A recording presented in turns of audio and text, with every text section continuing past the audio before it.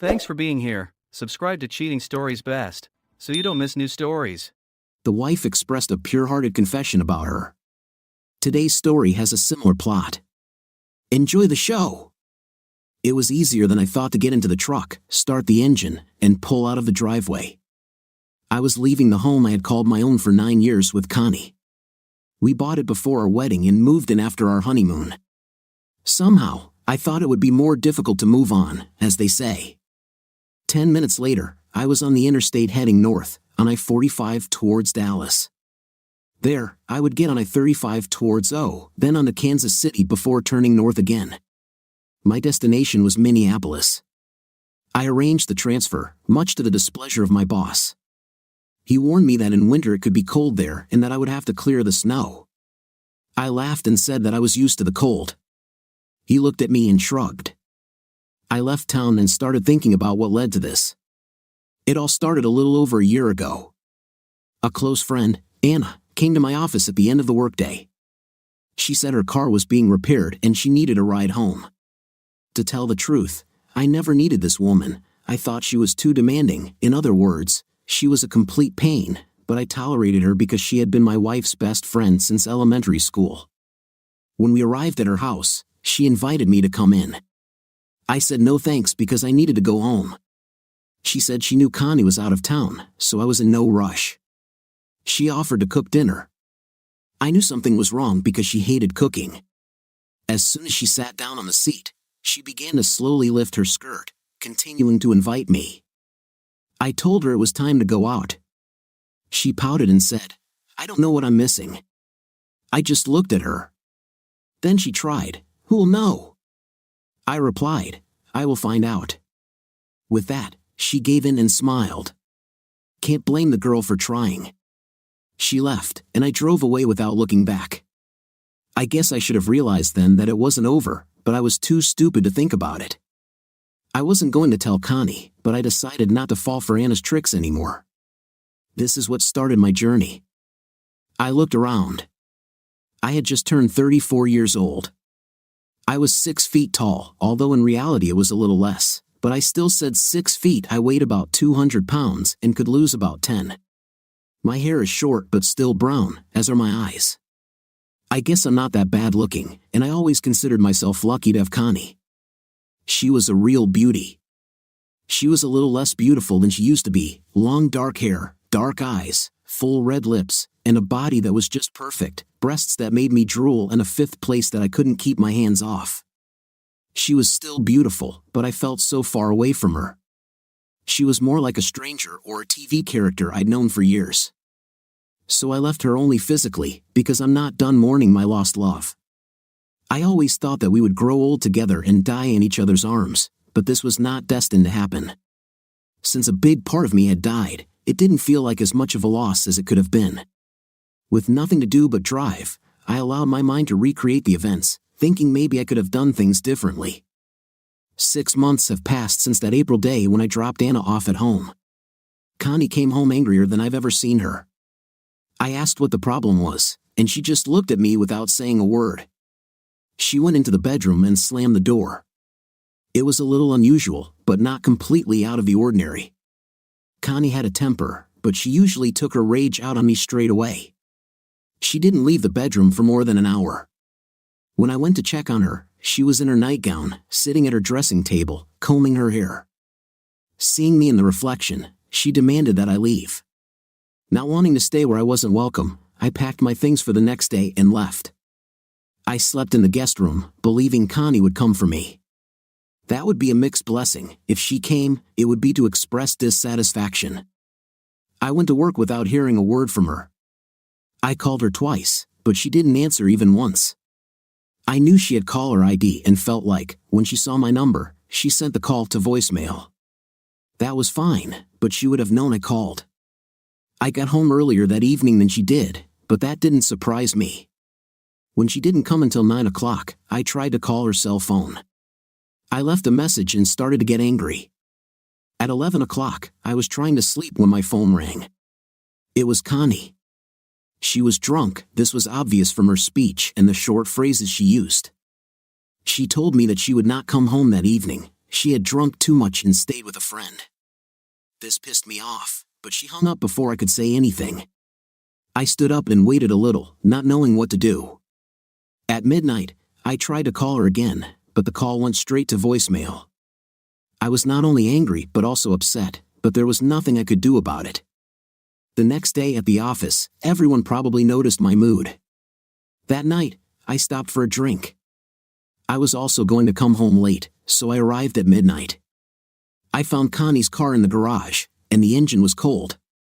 I knew that she had arrived at least an hour before me. I walked in expecting a scene, but nothing happened. The house was dark. I found the bedroom by touch. The door was locked. Feeling drunk and tired, I lay down on the guest bed. I woke up a little late the next morning and found that I was alone. Connie had already left. Luckily, it was Friday morning. I arrived at work a little late and did my best to get through the day.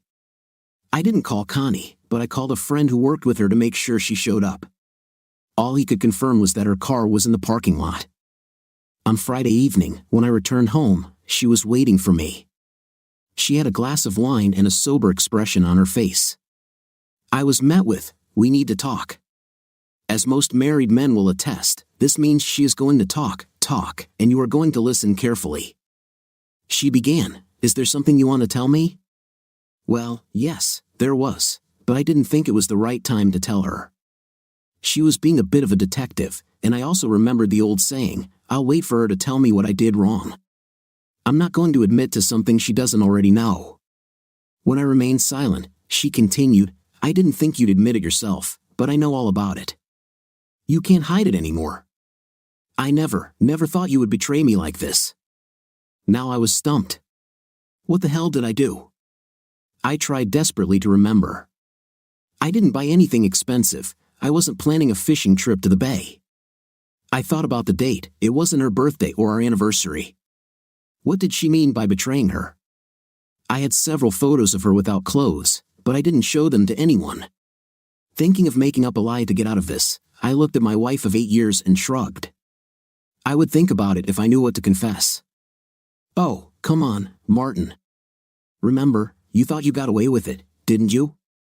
What did you get away with?" "Enough nonsense. You know what I'm talking about." I had no idea, and if she kept talking in riddles, I'd go and get drunk. "Damn it, you're going to stay here until you confess and explain why." "Why what?" I asked. "Why did you do that, idiot?" The word man made it clear that she was really serious, but what did I have to confess? What had I done? I know I can be an insensitive jerk, but all men can be like that. What am I missing? I tried to remain calm. I can't apologize until I know what my fault was. "Oh, mister, an apology won't fix this." Damn, this is going to cost me, I thought. "What will it take, then?" I asked. "I don't know yet, but it will be expensive. Maybe even cost our marriage." This caught my attention. This was serious. I started to think, what the hell did I do? Whatever it was, I didn't plan for it to go this way. She saw what I was thinking and frowned. Her anger flared again. Before I could speak again, she spilled everything. "You thought you could sleep with my best friend and get away with it. Anna is too precious to me to let that happen. She told me everything. I know what you did, and I wonder how many more cases like this there are." I didn't know. I just looked at her like she was crazy. This only made her angrier. "You are an idiot. You gave Anna a ride home and wanted a little reward, as you put it. You followed her to the door and broke in after her. She didn't want it, but she thought it was better than accusing you of assault." I was shocked. I remembered giving Anna a ride home, but even after her offer, I ignored it. Damn it, I forgot about that. As you can imagine, the rest of the weekend went from bad to worse. There were screams, threats, tears, and mutual insults. I was only guilty of a few insults, but I still defended my side in the battle. For 3 months, we slept in separate beds and only had corridor intim, that is, when passing each other in the corridor, she said to me, "You." I was on edge and contacted a divorce lawyer. A friend had used his services for his divorce. The lawyer's name was Jerry Lewis, but believe me, he was no comedian. His wife had robbed him greatly in the divorce, and he used every case to take revenge on the female knight. I was about to propose a divorce when Connie came to me one night and said it was time to make peace. Our marriage was too important to continue living the way we were. She declared a truce and suggested sharing the bedroom again. I felt a little better, but some of the damage had already been done. After that, nothing was the same. It was not peace but rather a truce. We both felt it. Then one night, it happened. It was Friday, and Connie didn't come home. I received a call at midnight saying she would be spending the night away from home. I didn't argue and accepted it. This was the second blow. Connie returned home only at noon. She was wearing shorts, a blouse, and sandals, and she had a sports bag in her hand. She seemed happy, as if nothing had happened and it was normal. She went to the bathroom and took a shower with the door closed. I checked the bag. Inside was an evening dress, heels, stockings, a garter belt, a lace push-up bra, makeup, but no panties. Well, that's not entirely true. There were panties in a plastic bag with her work clothes from Friday. I thought about what this could mean. I started imagining all sorts of things, and I mean all sorts, not only bad things, but maybe there was some kind of office party, and she didn't invite me simply out of anger. She had her ways, but I still loved her despite them all. When she arrived in the kitchen, she smiled and said, "Thanks for helping me unpack." I took this as a sign that she wanted to tell me what happened, so I asked her. Connie blushed and tried to look flirtatious. Well, to be completely honest, I had a date. A date? I shouted. Yes, a date, and I won't lie about it like you do. What the hell do you mean? I asked. It's true, she answered. Fair's fair. You slept with Anna, so I got my chance. I told you nothing happened with Anna.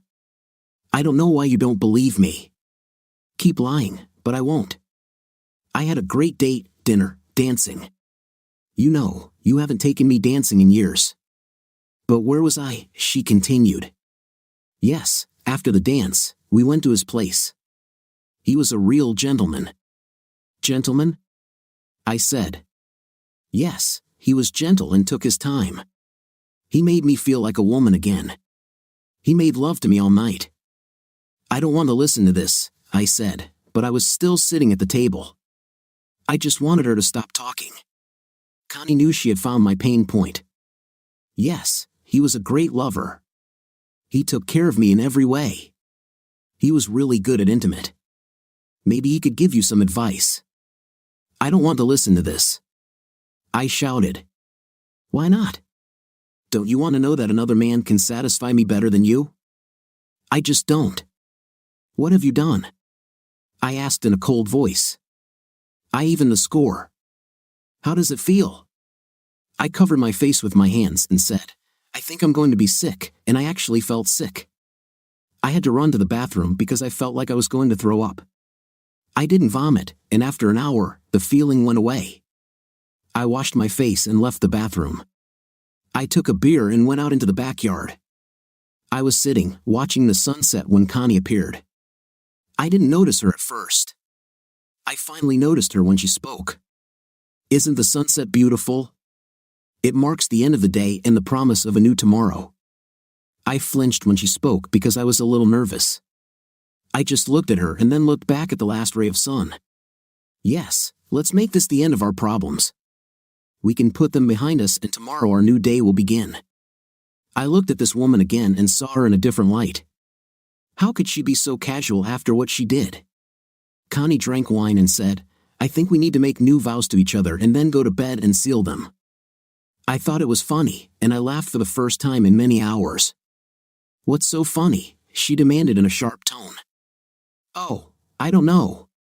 Let's see, new vows? Why? You didn't fulfill the previous ones. Well, man, you didn't fulfill them either. I looked at her with such hatred as I had never felt before.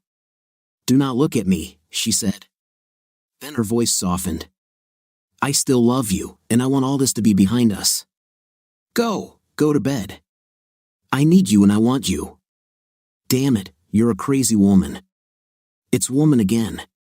What does this mean, Martin Raymond Jameson? Connie went into mother mode, using all three of my names. She knew it made me angry. That means I'm not going to go to bed with you. Go back to your Mr. Big. You said you liked him better than me. I love you, Martin. I just had a night with him, she said, her voice trailing off. Get all your intimate from him. Oh, I understand, I said. I took a bath. You know I'm clean. I stood up and headed to the bedroom. She followed me. I think she thought we would fall into bed and make passionate love, but that didn't happen. I gathered most of my things and took them to the guest room. She followed me, cursing, but I ignored her. Then I moved my things from the bathroom. As you can imagine, it was a cold Saturday night in Houston and an even colder Sunday. I accepted the facts and went to work. It was time to do something. I worked on the translation and turned it over to lawyer Jerry Lewis. I'm sure he was delighted with the matter. That was a little over 2 weeks ago, and now I'm heading to Minneapolis alone.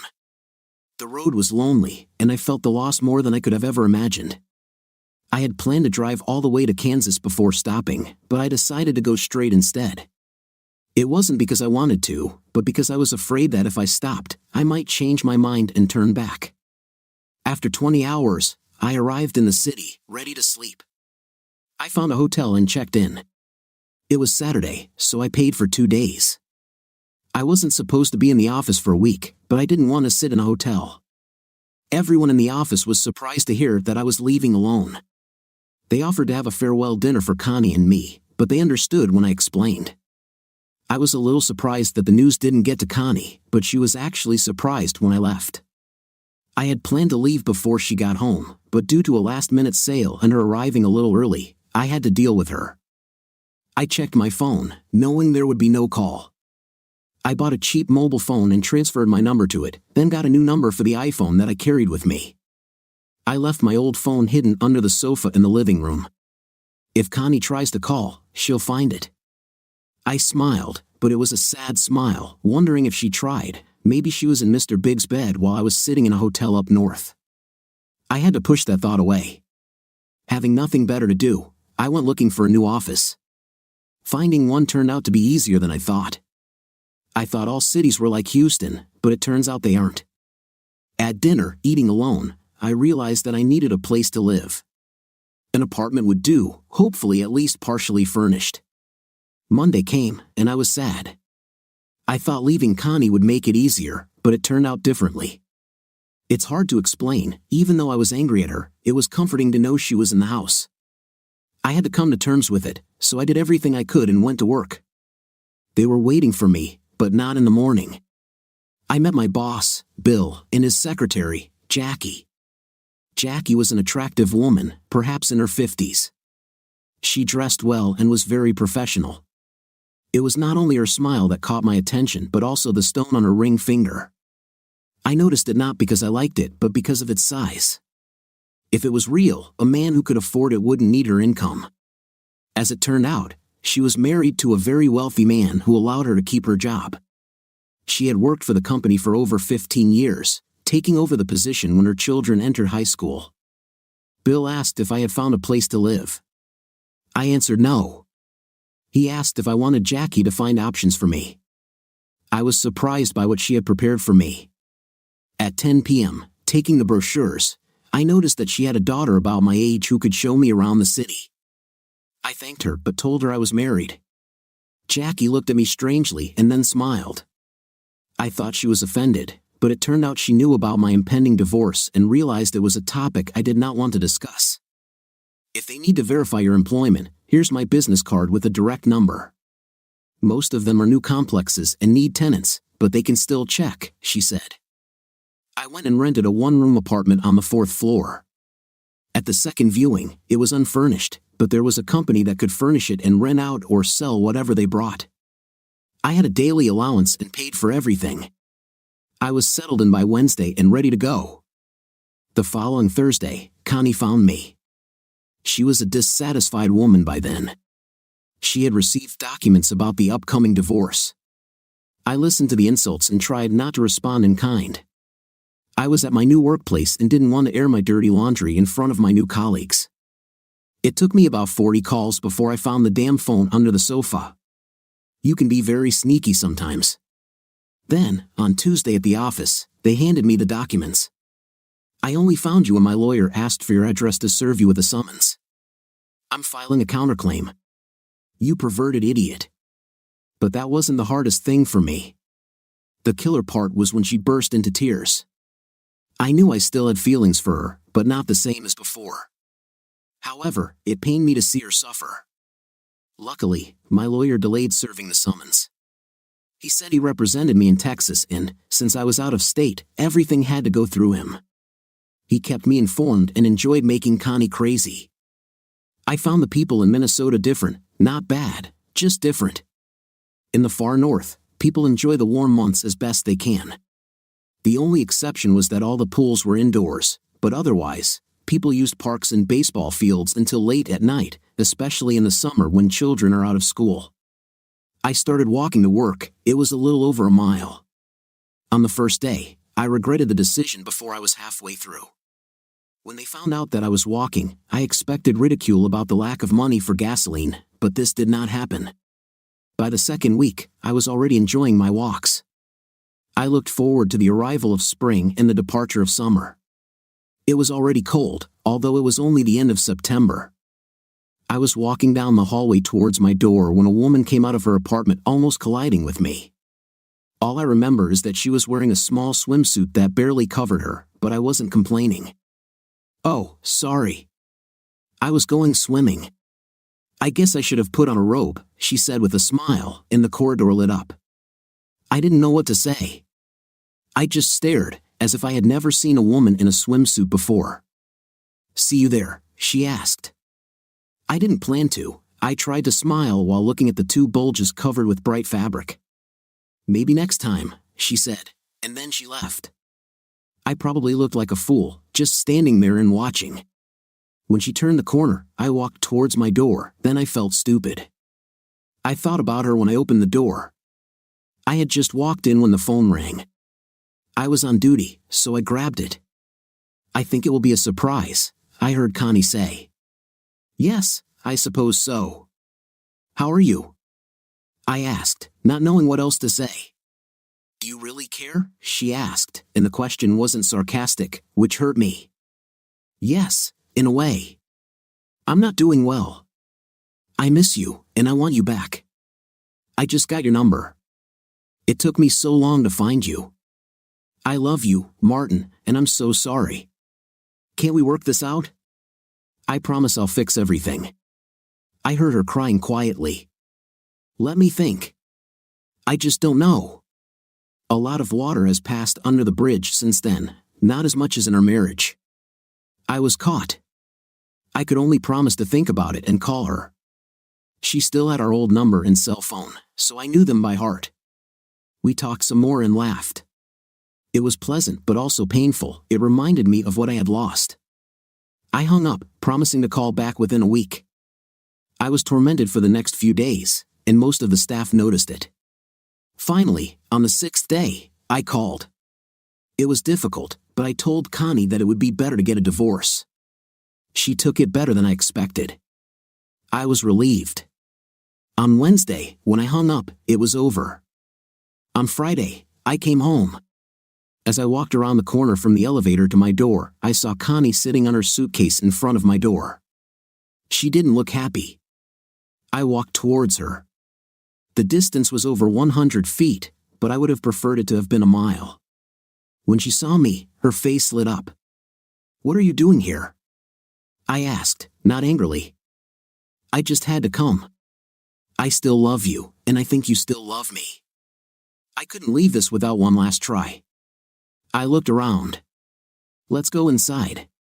"That's fine with me." "I think we need some privacy," she said, looking down the hall. I followed her gaze but saw nothing. Inside, she tried to kiss me, but it just didn't feel right. "What's wrong? Do I have bad breath?" "No, it doesn't feel right," she said. "Are you feeling right with that redhead?" I asked, confused. I was stunned because I didn't know who she was talking about. Who? Oh, you know, the hallway matron. I wrinkled my face. Corridor matron? Don't play the fool with me. That long-legged, big-breasted woman who came to ask me why I was sitting in front of your door? No, she said. She asked me why I was sitting in front of Martin's door. If you don't know her, how did I recognize her name? I asked. I still didn't know who she was talking about, but I walked towards the door. I opened it and showed Connie my name on the door. Well, she knew you anyway. When I told her I was your wife, you could see it on her face. You won't see her again. I haven't seen her anyway, I said, raising my voice. If you don't know her, how do you know I didn't sleep with her? Mr. Jameson, she said. I didn't answer, but I knew because I didn't have a nightlife. I wasn't going to admit it. The night didn't go well. She slept in my bed. I slept on the sofa. We talked, argued, and quarreled the entire next day. I'm sure everyone in the hallway or in the next apartment knew about the argument, but perhaps not all the words were said. Finally, on Saturday afternoon, I sat Connie down. We both calmed down a little. She asked me to forgive her, and I tried to explain. Connie, I have forgiven you. I did that a while ago. If you forgave me, why didn't you come home? It's true, I can forgive, but the damage is done. Let me explain. You took my most valuable treasure and broke it. Whether it was in anger or by mistake, it doesn't matter. The treasure is destroyed. I can forgive you even for an intentional action because I know it was anger, not revenge. She smiled and tried to speak, but I raised my hand to continue.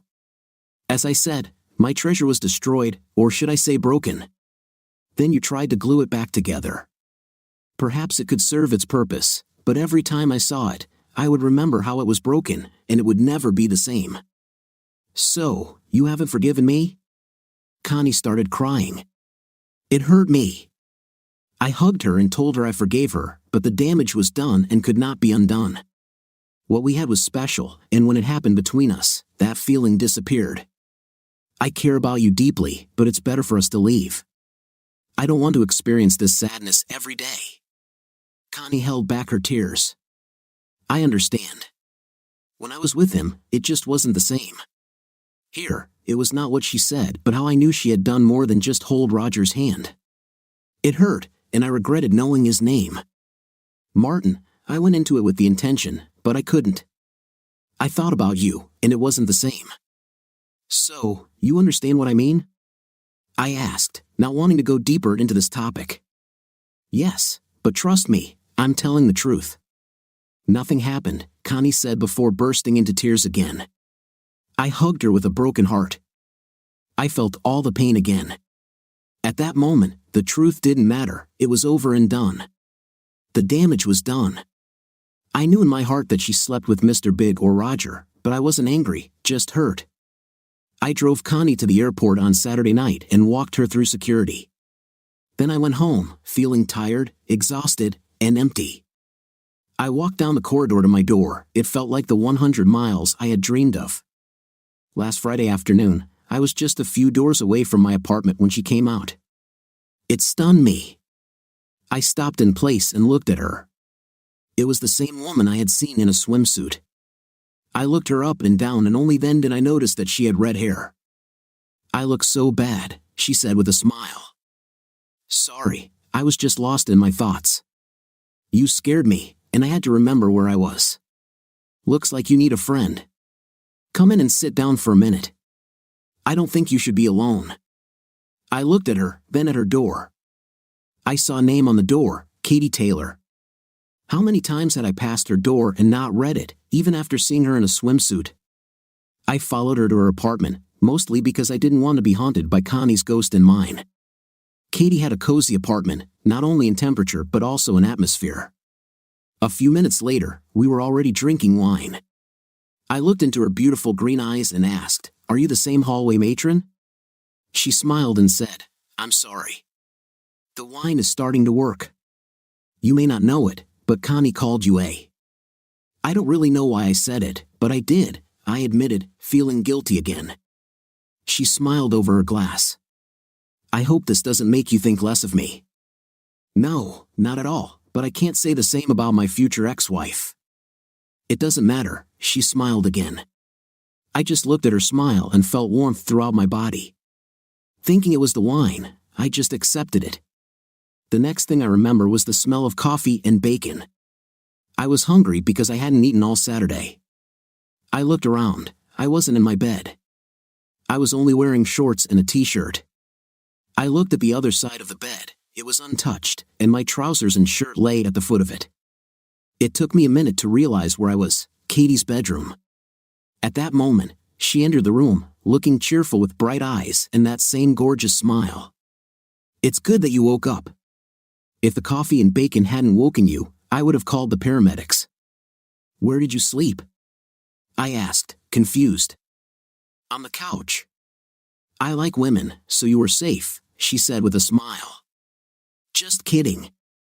I slept on top of you all night, she added. I didn't know what to say. Her smile still lit up the room. Mom said the way to a man's heart is through his stomach. I always thought otherwise, but since you got up for food, I'll have to reconsider. The bathroom is there. I put away my tights, panties, and bras. You'll be safe while I'm making breakfast. I hope bacon, eggs, and toast will do. It felt strange to shower in her bathroom, but the water was refreshing. I went out, dried myself, and put on the same clothes, but I still felt better. We talked at the table. Katie was easy to talk to and be around. She apologized for putting me in her bed but decided it was easier than dragging me home. She assured me that women were people too, not that there's anything wrong with that. The day went well, and I felt better. When evening came, I went to my room to change clothes and take her to dinner. I found a dozen calls from Connie on voicemail. I ignored them. On Tuesday, I received a call from my lawyer. Connie decided to play hardball, he said. I told him about my suspicions that she was having an affair with a man named Roger. This didn't surprise him. Roger Smith? He asked. All I knew was the name Roger. Jerry told me that they checked Connie's phone records for the last 6 months and found many calls to a number belonging to Roger Smith, the man who was in Barton's immediate superior. After that, he told me not to worry, thinking that the lawyer's tactics would make me come to my senses.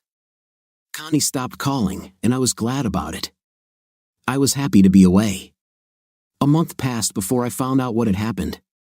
My lawyer, Mr. Jerry Lewis, cornered them. He took statements from Connie and Ann. I was supposed to be interviewed next week under oath. During interrogation, Connie stated that she did not commit adultery and that it was just a story to make me think she did. She confirmed that we had an intimate relationship, but none of the women's testimonies were challenged by my lawyer. At that moment, he took out his laptop and played the video. I was smart enough to use my iPhone to record Connie's vivid description of her date. Jerry asked her, "Are you saying it was all made up?" Connie blushed. "Yeah, I just wanted him to feel what I felt." "You mean it wasn't true?" "Yes." "Then why didn't you tell him right away? Why didn't you explain that it was fiction?" "I couldn't. I was too angry. I wanted him to suffer." "And you think that's fair?" "Yes." And confirmed that Martin never propositioned her for a night and that she just wanted to help her friend with that. Jerry proposed a deal. Connie had to agree to a divorce without alimony, and they both had to pay half of his fee. After an hour of discussion, Connie agreed to my lawyer's terms. To make matters worse, Jerry made his fee payable to Connie. Disputes began about how exactly Ann and Connie would pay their shares. I must admit that I was impressed with my lawyer and felt rewarded. Jerry had Connie sign the agreement that same day. He said he would send it to me for review. If everything was in order, he would submit the documents to the court. This would take about a week or two at most, but he didn't wait at all. I received the documents by 10 a.m. the next day. I waited at FedEx, trusted him, and just signed it and sent it back. He received them by 4 p.m. that same day. By 6 o'clock in the evening, I was divorced.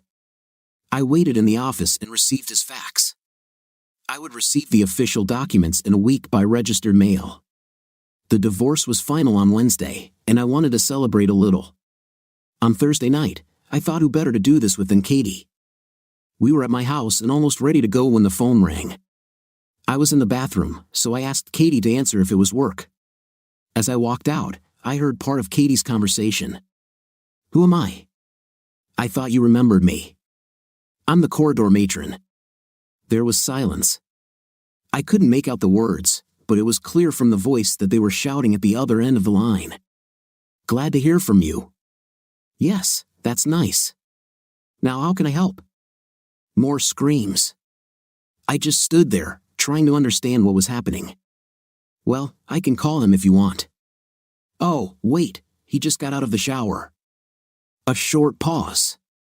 "Martin, you could at least wrap yourself in a towel. You're embarrassing me." "Yes, Connie, I think he can talk to you now." Katie covered the receiver with her hand. "Sorry, but that gets out sometimes," she whispered with a sinister smile. I picked up the phone and smiled.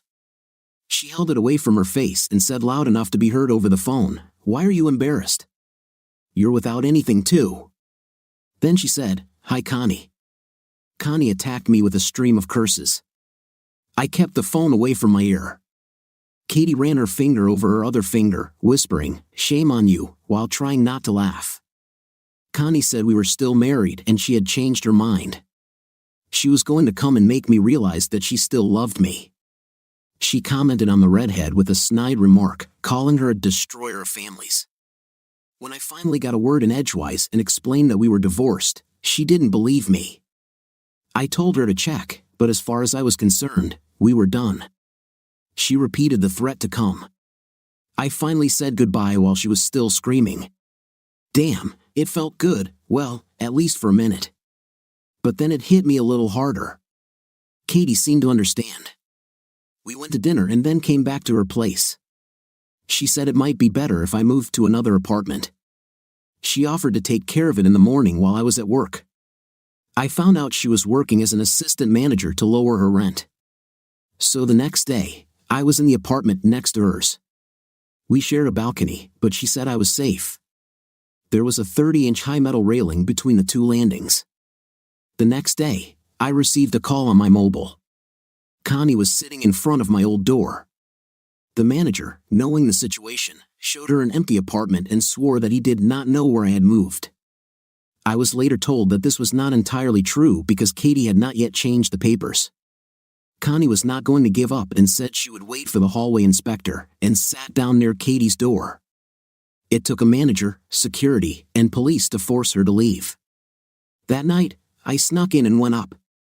I knocked on Katie's door to ask if I had moved. She gave me a new key and then handed me a basket of clean clothes. How embarrassing, she had washed my clothes, including my underwear. I commented that I didn't buy a washer and dryer because there was a laundry room in the basement. Why buy when you can rent? I joked. Katie smiled. I think it's better to own one. You don't know what was in the dryers down there, and you won't find someone else's sock in your dryer. She replied. Somehow, it seemed to me that she wasn't talking about the washing machine. But she offered to let me use hers anytime I needed. I suggested we have dinner again, but she said we had already been to the restaurant the day before. She cooked dinner, well, actually, she just put it together. We ate salad and sandwiches. She really decorated them beautifully, and they were delicious. Later in the evening, we sat on the balcony and watched the light snow begin to fall.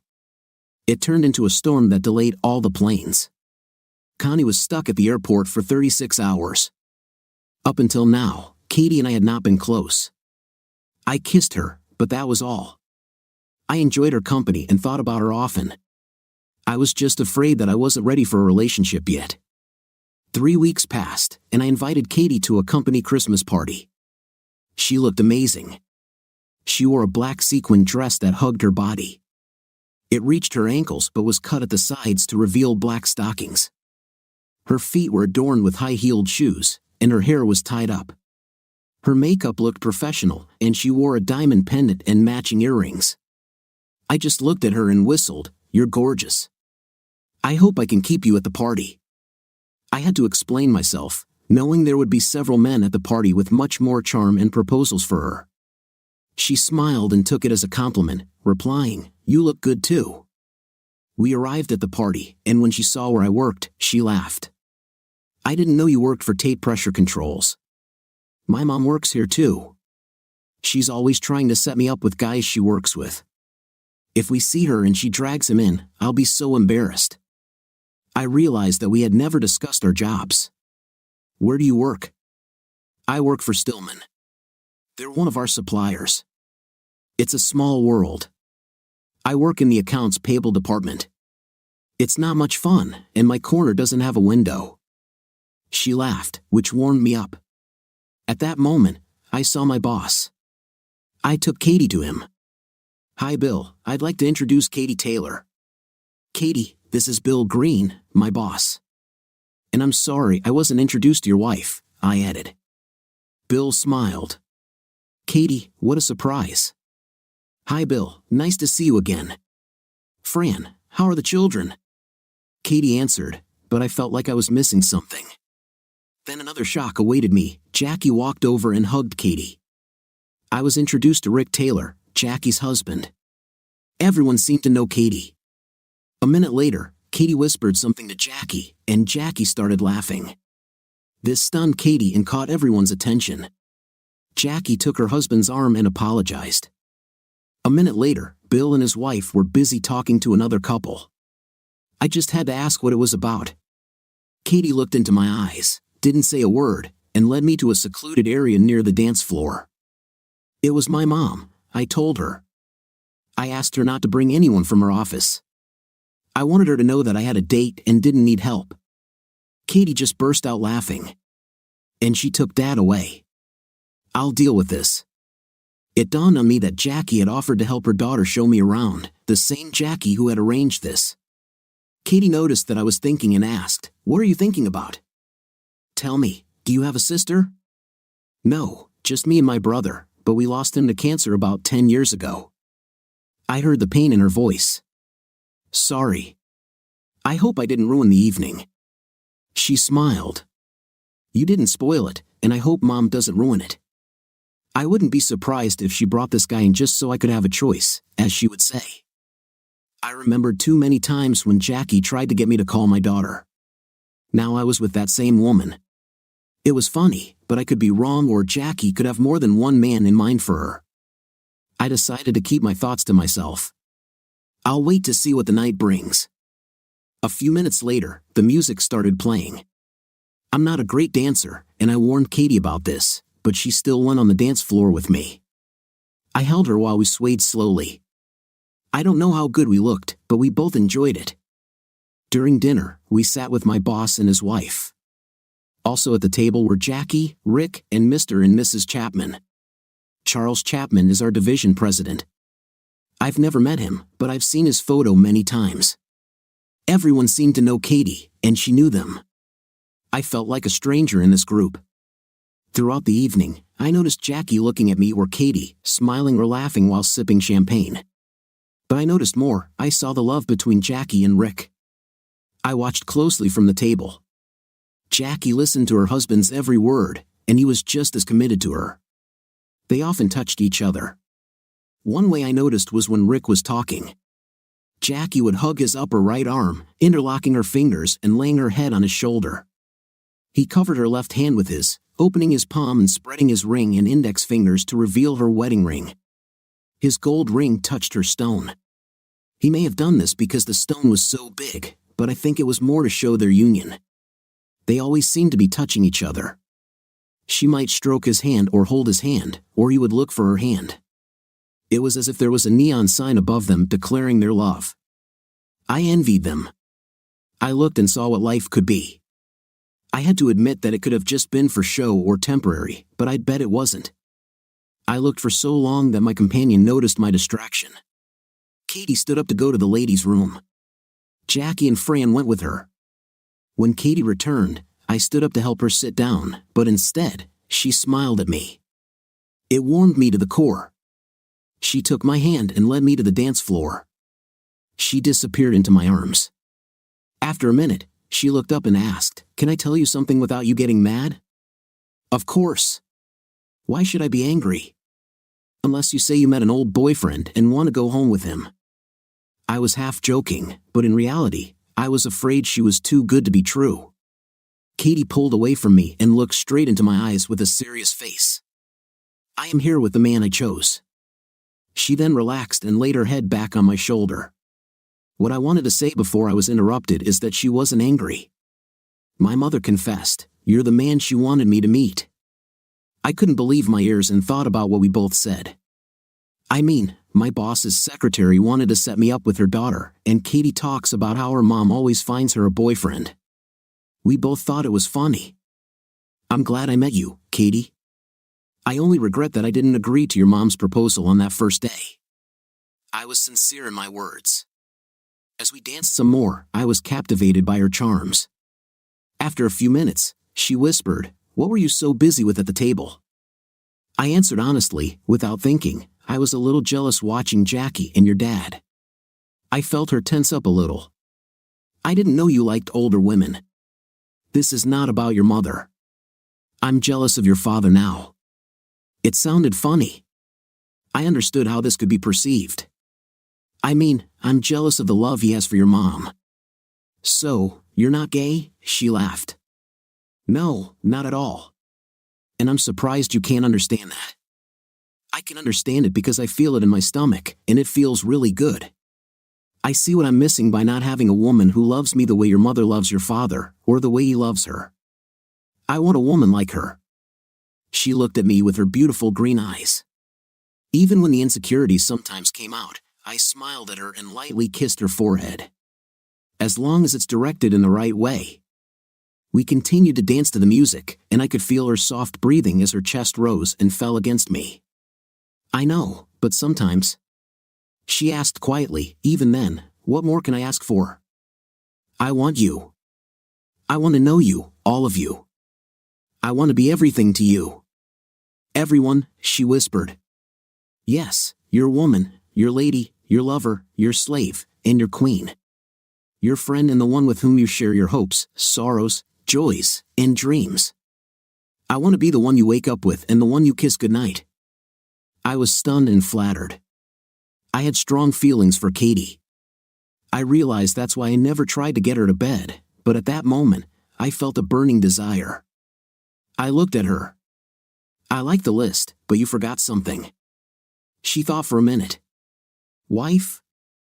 You forgot your wife." Our dance stopped, and we kissed. We were still kissing when the music stopped and the dancers started clapping. This broke our kiss, and we looked back to see many people smiling at us. I took her hand, and we found a secluded place behind a flower pot. I kissed her again, almost out of breath. "I want to make love with you." She looked up and said, "You can't do this tonight." I thought, great, she's on her period. "You can't do this because I'm not wearing anything." It had an immediate effect on me. I kissed her deeply, and she responded. After the kiss, I looked into her eyes. "Are you saying that between me and you now, there is only this thin dress and your clothes?" She reminded me that by then, the music had stopped and the orchestra was taking a break. We returned to the table. Her mother looked up with a slight smile. "Oh, there you are. We thought we would have to send out a search party." Everyone at the table laughed as if they knew why we were gone. Something had changed. As we listened to the conversation, I felt Katie's touch. She did many of the same things her mother did. I wondered if it was instinct or learned. I didn't care. I just wanted her touch, and I wanted to touch her. We often held hands at the table, sometimes intertwining our fingers. At the end of the evening, Jackie made a final toast. Mothers sometimes know what they're talking about. She looked straight at Katie as she said those words. Everyone at the table agreed, raising their last glasses. Katie hugged everyone at the table, and I shook hands with all the men. We went to pick up my truck. I had used valet parking. When the valet pulled up and held the door for me, I ignored him. I walked around the truck and opened the door for Katie. I helped her sit down and even fastened her seatbelt. I took time for a kiss. I wanted to leave for several reasons, One was the line of people behind us waiting for their cars, and the other was my desire to be alone with her. I tipped the valet, and off we went. We had barely left the area when I felt her hand on my leg. I really enjoyed this evening. I don't want it to end. I took her home. She didn't say a word as I stopped at my door and let her inside. A moment later, we found ourselves in a dark bedroom. I kissed her. I had to break the kiss to take off my clothes. I won't go into details of our night, it's too personal. Let me just say that we expressed our love more times than I have fingers on my hands. We fell asleep closer to morning. I woke up seeing her next to me, kissed her tenderly, and ran my hands over her without anything body, which was covered only by the sheet. After that, we made love again, lying together. Afterwards, I made a startling discovery. She began, "It was so wonderful. I never thought it would be so satisfying." I had to ask, "What do you mean?" She smiled at me. "I have never felt a man like this before." "Never had an intim?" I asked. "Not in this way. I've had a night before, but never made love. With the few men I've been with, just 3, I never let them. I always demanded that they use a protection, but I didn't with you."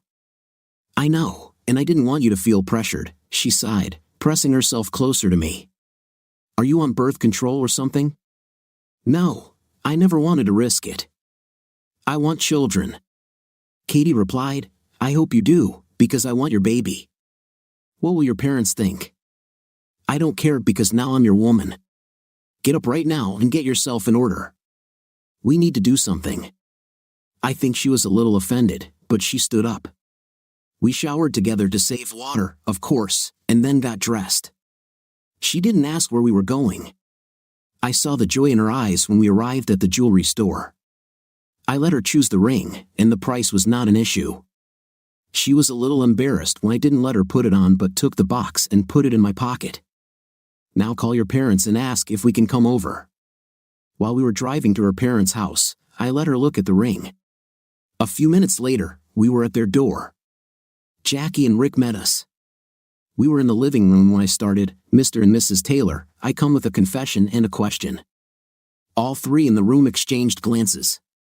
"Last night, I'm afraid I took advantage of the situation. I should have abstained, but I didn't.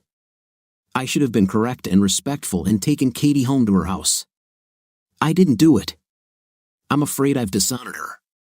I value her very much and do not want her or our child to be disgraced by my actions.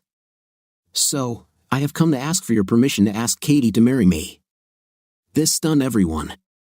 I explained, "I will ask for her hand only with your blessing." Jackie spoke up, "I believe this decision will be Katie's, but we both thank you for wanting our blessing. Now, if possible, let me take my daughter for a moment."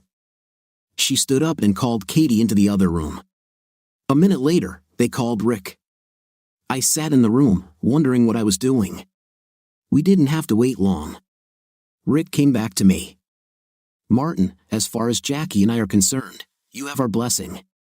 But I was waiting for the shoe to drop. We would like you to leave her with us and come back tomorrow to ask for her hand. If you do this, please wear a suit, and of course, there may be a celebration." With these words, I was escorted to the door. I thought about the suit while driving home. The only thing that came to mind was that perhaps we would go to church together. And why wait? Were they going to try to talk her out of it? We would only be engaged. This didn't mean we'd get married right away, but I wanted it to happen soon. Just in case, the day passed slowly and was hard for me. I was afraid it was all too good to be true, and I didn't sleep well at night, partly because I could still smell Katie's scent on the bedding. I felt more alone than I ever remembered. Sunday arrived. I called to make sure I wouldn't be late. I expected to hit the road before 9 a.m. in order to be in time for the service, but it turned out not to be so. I was invited to arrive at 1 o'clock in the afternoon. Of course, I arrived on time. I was met at the door by Jackie, who had a pleasant, almost disarming smile. I felt cold, imagining the worst. I was shown into the living room, where Katie and her father were waiting. As we all sat down, Jackie asked, "Now, Martin, why are you here?" I looked at Katie and realized how much I wanted her in my life. Her absence last night was still too vivid a memory for me. I have come to ask your daughter to marry me. Mrs. Taylor smiled. You have our blessing, just like yesterday. Do you want some privacy? As if on cue, the two left the room. I walked over to Katie, who was sitting on the couch. Her hands were on her knees, the right hand covering the left. I sat down next to her.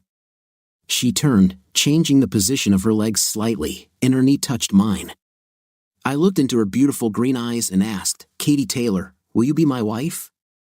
I opened the box with the ring inside and was surprised to see only the wedding ring left.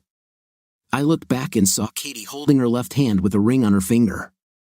She kissed me and whispered, yes, yes. And please don't be mad when I tell you I just had to wear it. I'm glad I did because I felt so lonely last night. I was afraid that Mom scared you away. There were tears in her eyes as she finished her sentence. We hugged for a few minutes before Jackie appeared at the door. Can we join you? When they returned and sat down in the chairs across from us, Jackie smiled at her husband. He smiled back and extended his hand to take hers. She had a twinkle in her eye as she began. I see the answer was yes, but I knew this would happen. The only one who doubted was Katie. She thought I might be too demanding. Having said this, she smiled at Rick. She's not the only one who thinks I go overboard sometimes, but he always lets me have my way, Jackie said. Yes, and I want to thank you both for your understanding. I will do my best to make your daughter happy. I'm sure about it. I knew you were right for each other at first sight. Martin, I tried to bring you two together but failed. Since you found each other on your own, this only confirms my opinion. Now, to the situation, are you saying that you have dishonored my daughter? Jackie asked, raising an eyebrow. Yes, and I apologize to you and to her mom. This is our business, Katie said, blushing. Rick simply smiled and shook his head. Jackie had no intention of stopping. Are you afraid that there might be cause for concern? Please, Mom, Katie agreed that I could speak my mind. So, do you have any reason to worry? I felt my ears get warm and my hands sweat. Yes, Madam. In a fit of passion, I didn't use protection.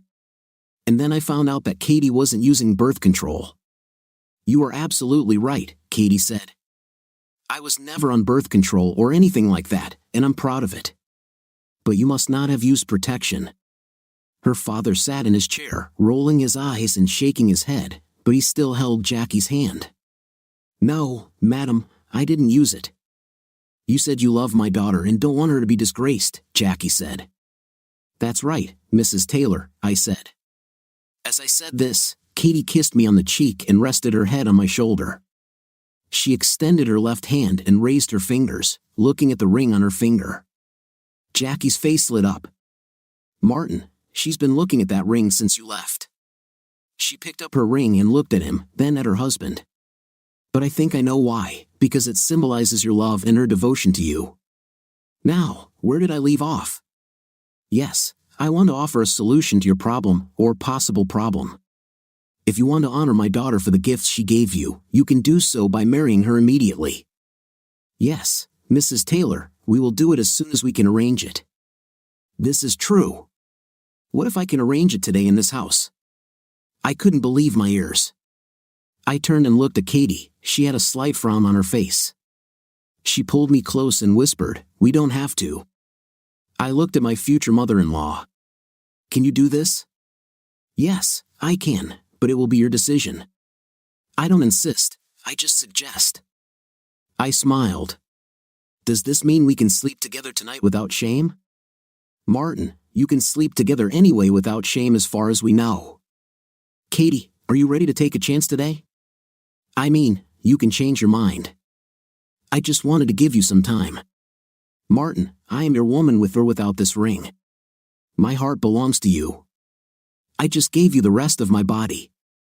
On Saturday morning, if it's not too hard, I'd be happy to get married today. Jackie looked at her husband. She smiled as if she was very pleased. She made the call, and we waited. As we waited, my future mother-in-law explained that today's wedding was her idea. I discussed this with Rick and then with Katie. You see, I'm selfish. I want Katie by my side. She is my only daughter and my only remaining child. She left and lived in California for 5 years. She just returned to us about a month before you, Martin. Like I said, I'm selfish. I want Katie to put down roots here next to me. I want to see her happy and for her to give me grandchildren. This, Martin, will require your efforts. Katie is 33 years old. Mom, you shouldn't tell everything. I'm your mother, Jackie said matter-of-factly, and that gives me some privileges. As I said, she is 33 years old, but with the right man, you, Martin, she has time to give me several grandchildren. I should have had about 10 of them by now, but that didn't happen. But then you haven't come into her life until now. She waited, and I think she was wise. I will say, young man, that if you impregnated my daughter by your actions on Saturday morning, I would not be the least displeased. Honey, let's give them some privacy, Rick said, leading her away. I got the impression that it was not for strong words, but to enjoy personal time. The priest arrived within a few minutes, and in less than an hour, Katie became Mrs. Martin Raymond Jameson. Just as we were about to leave, my father-in-law stopped us. Jackie was next to him, holding his hand with both of hers. He handed me a package. It was a week at the Imperial Hotel in the city center, and this was the wedding suite. It's the least I can do, considering Jackie insisted on it, he said with a smile, but he wasn't angry in the least. We spent a week of complete bliss in the suite. It was a penthouse with an indoor heated pool and jacuzzi. I won't go into detail about what we enjoyed as we continued to consummate our marriage, but I will say that no part of my bride's body was left unexplored. My fingers and lips touched every inch of her skin. My nose smelled her body mixed with her perfume. My eyes absorbed all her beauty. I memorized her voice and confessed my love many times. I'll tell you about one instance. Late in the evening, we were without anything in the jacuzzi. It was snowing, and we opened the glass doors to let in the cold air. We drank champagne while enjoying the water. Katie said she loved the snow and got out of the hot tub. She called me under the light snowfall, and I reluctantly joined her. After a few seconds of watching her dance without clothes in the snow, I felt a chill. I commented that my little friend was almost hidden. Katie laughed and said she could fix it. Like I said, the week was fantastic. Jackie ordered all our meals, and the staff called to find out when we wanted them to be served. The first dinner was lobster and oysters. There was a postcard with it. I opened it. It was a postcard with a note, "Just to keep you going," it said. She signed it and drew two beautiful eyes, both with long eyelashes, but one was closed as if winking. My first week back, my boss called me into his office. I wondered what I had done. Jackie was waiting for me there. "Martin, I want to talk to you and ask you for a favor." "I will do everything possible." "I want to ask you first, then Katie." "I know what Rick will say, but everything will depend on you." I was waiting. My mother-in-law turned out to be full of surprises. "I want to ask your permission to have a big wedding reception for you and Katie." I frowned. "Please listen to me. She is my only daughter. Rick and I didn't have a wedding. We eloped and got married. We had no money, and my father didn't like my choice of husband. We started from scratch. Rick earned everything we have. He has achieved a lot. So please, let me arrange the wedding for you. If you agree, I'll talk Rick into getting you another week or two at the Imperial or a trip to Hawaii if you want." I could see that it meant a lot to her. I smiled. "I'll let you and Katie handle this." She came up to me and kissed me on the cheek. "I will achieve my goal. I'm her mother. I know how to use guilt." "Thank you, Rick. You are amazing, and I couldn't be more proud of the man my daughter married." She turned to leave but looked back at me. "Did I tell you I'd be an interfering mother-in-law?" Everything was decided, and the wedding was to take place on our 6-month anniversary. While we waited, we enjoyed family life and explored all the delights of marriage. We moved into Katie's apartment and left mine. We saved everything we could because we were going to buy a house. This was part of our plan. The day came, and we were going to get married again. During the ceremony, the pastor gave a short speech. Friends and family, we are gathered here today for a special occasion. But what some of you may not know is that this is just a confirmation of their vows. 6 months ago, I had the honor of pronouncing Martin and Katie man and wife. They wanted to be together and not bring shame on their family. Now you know. Let's get started. The wedding was great, and we got another week at the Imperial. I found out that it cost my father-in-law quite a bit of money, but not as much as Jackie spent on the wedding. But they were happy, and we were happy to support them. After the event, we moved into our own house. I got home just as Katie was answering the phone. Jameson's residence. Well, hello. How are you? I'm glad you didn't have any problems with the number. It's on the list. Sorry to hear that. I only heard one side of the conversation. Yes, I'm glad you understood that. Oh, it wasn't that difficult or expensive. Yes, I just wanted you to know, and I'm sorry that I somehow forgot to send you an invitation, but I included it in the package. Yes, photo. Yes, really. Is that what you're saying? Postcard? Yes, I thought you should know. In fact, you were the first to know about it. Martin has just arrived. Do you think I should tell him this is true? Well, we have a lot to talk about, so I'm going to have to hang up. Connie, call again. It's always nice. Well, don't say that. I was a perfect. Yes, I understand how you feel, but I really need to go. Martin looked at me with sleepy eyes. Who was that? I asked, dumbfounded. Just Connie, whatever her last name is. Katie smiled as she dialed the number. What are all the area codes for Houston? Within a minute, all calls from Houston were blocked. What was that about? Katie smiled at me. The idiotism just came out again. Are you angry? No, it seems to have been aimed correctly. But what was it about? At that moment, the dryer alarm went off. I have things to do, but come on, I'll tell you. She went to the laundry room, taking the envelope with her. It was something like a greeting card. In the laundry room, she pulled the clothes out of the dryer and placed them on the table. I wanted to get her attention, so I picked her up and sat her on the dryer facing me. Now tell me what's going on. I just felt bad that we didn't tell Connie about our wedding, so I sent her a small package today via FedEx. I didn't expect her to receive it today, but it doesn't matter. Carry on, my love. In the package was a newspaper clipping about our wedding. Well, the ceremony, Mom really described everything beautifully, didn't she? No distractions, I teased.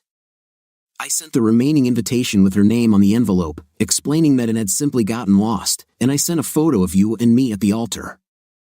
I hope there are no voodoo queens in Houston. She'll pay them to turn me into a toad. I do not believe in that. I also put one of each color of napkin in there with our names on them, and finally, I included a card. As I said, I had planned for her to receive it tomorrow. It was a postcard. Katie handed me the card she had taken with her. I opened it, and it was an announcement of the upcoming birth of a child. I read it and learned that Jackie had bought the cards the day before our wedding.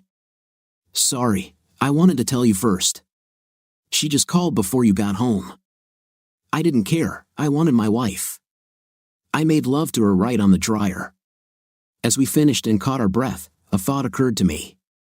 You know, Connie will see the ceremony date and due date and think we should have gotten married. But what do we care about that? We know the truth, and besides, the truth is not important to her. She's unhappy, and I helped her with this. I just want to rub in what she lost. Later that evening, I had another thought. Should I send a thank you card to Baxter?